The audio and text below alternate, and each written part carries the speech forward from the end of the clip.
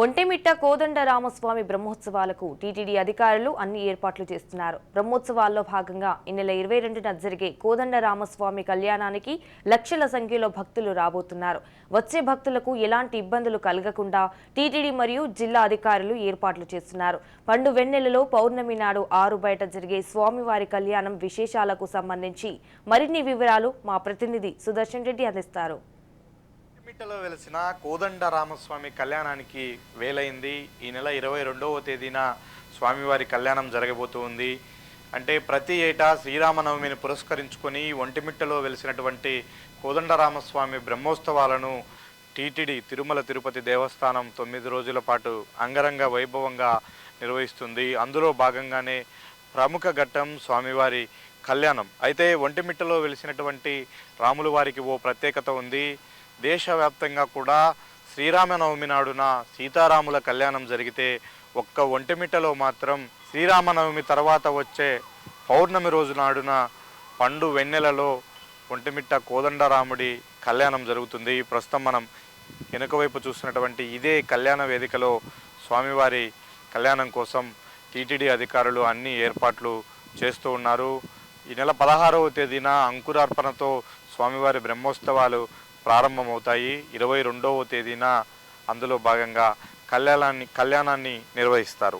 అయితే ఒంటిమిట్టలో జాంబవంతుడు ఇక్కడ రాముల వారి ఆలయాన్ని నిర్మించారు. అంటే రాముడు వనవాసానికి వెళ్ళక ముందే ఇక్కడికి వచ్చారు అని చరిత్ర చెప్తుంది. అందుకే ఒంటిమిట్ట కోదండరామాలయంలో ఆంజనేయ స్వామి విగ్రహము ఉండదు. సీతారామ లక్ష్మణులు మాత్రమే కొలువై ఒకే శిలపైన కొలువై ఉంటారు. అందుకే దీనిని ఏకశిలా నగరం అని కూడా అంటారు. గతంలో ఇక్కడ వంటెడు మిట్టడు అనే ఇద్దరు దొంగలు ఉండేవారు. వారు తర్వాత కాలంలో జ్ఞానోదయమై ఈ ఆలయ నిర్మాణానికి వాళ్ళు తమ వంతుగా కృషి చేశారు. అందుకే వారి పేరుతోనే ఇక్కడ ఉన్నటువంటి ఈ ఊరికి ఒంటిమిట్ట అనే పేరు వచ్చిందని కూడా మనకు పురాణాలు చెప్తూ ఉన్నాయి. అంటే లక్షలాది మంది వచ్చే సీతారాముల కళ్యాణం కోసం టీటీడీ అధికారులు ఇప్పటికే అన్ని ఏర్పాట్లు చేస్తూ ఉన్నారు. గతంలో లాగా కాకుండా ఒక శాశ్వత కళ్యాణ వేదికను టీటీడీ నిర్మించింది. ప్రతి ఏటా కూడా అక్కడే కళ్యాణం జరుపుతారు.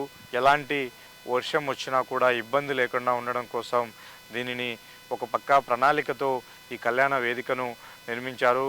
సాయంత్రం 6 గంటల నుంచి మొదలయ్యి 9-9:30 వరకు కూడా ఈ కళ్యాణ క్రతువు జరుగుతూ ఉంది.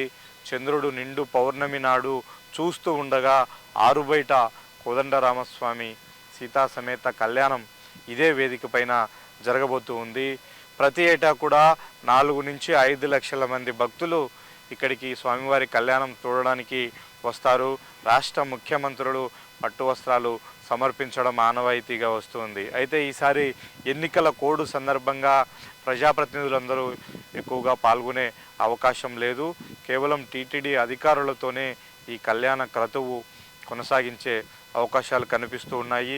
ఇక వస్తున్నటువంటి భక్తులందరికీ కూడా ముత్యాల తరంబ్రాలు అందించడంతో పాటు తీర్థప్రసాదాల కోసం ఇప్పటికే విస్తృతంగా ఏర్పాట్లు చేస్తూ ఉన్నారు. టీటీడీ ఈవో ధర్మారెడ్డి అలాగే వైఎస్ఆర్ జిల్లా కలెక్టర్ విజయరామరాజు ఆధ్వర్యంలో ఇప్పటికే సమీక్ష సమావేశం నిర్వహించారు. ఇటు జిల్లా అధికారులు అటు టీటీడీ అధికారుల సమన్వయంతో ఈ కళ్యాణానికి సంబంధించినటువంటి ఏర్పాట్లను చేస్తూ ఉన్నారు. వస్తున్నటువంటి ప్రతి భక్తుడి కూడా ప్రశాంత వాతావరణంలో కూర్చొని పండు వెన్నెలలో ఆధ్యాత్మిక వాతావరణంలో స్వామివారి కళ్యాణం చూసే విధంగా ఎలాంటి ఇబ్బందులు లేకుండా ఈ ఏర్పాట్లు చకచక సాగుతూ ఉన్నాయి. ఈసారి జరిగే కళ్యాణానికి సంబంధించి ఇప్పటికే కళ్యాణ క్రతువు ప్రారంభమైంది. పసుపు దంచుడు కార్యక్రమంతో ఏ కళ్యాణమైనా అంటే పెళ్లి పనులు మొదలవుతాయి. అలాంటి క్రతువు 2 రోజుల క్రితమే కోదండ రామస్వామి ఆలయంలో టీటీడీ అధికారులు నిర్వహించారు. పసుపు దంచుడు కార్యక్రమంతో మొదలైనటువంటి కళ్యాణం ఏర్పాట్లు సంబంధించి ఒక్కొక్కటి కూడా పూర్తవుతూ వస్తున్నాయి. రేపు అంకురార్పణతో స్వామివారి బ్రహ్మోత్సవాలు మొదలవుతాయి. ఇక 17వ తేదీన శ్రీరామనవమి సందర్భంగా ప్రత్యేక పూజలు నిర్వహిస్తారు. ఆ రోజు కూడా పెద్ద ఎత్తున భక్తులు ఒంటిమిట్టలో వెలిసినటువంటి కోదండ రామస్వామిని దర్శించుకుంటారు. ఇక ఈ నెల 22వ తేదీన ఈ బ్రహ్మోత్సవాల్లో కీలక ఘట్టం స్వామివారి కళ్యాణం. ఆ కళ్యాణ క్రతువు కోసం ఇప్పటి నుంచే అధికారులు అన్ని ఏర్పాట్లను కూడా చేస్తూ ఉన్నారు. వీడియో జర్నలిస్ట్ నాగమోహన్ రెడ్డితో సుదర్శన్ రెడ్డి, రాజ్ న్యూస్, ఒంటిమిట్ట.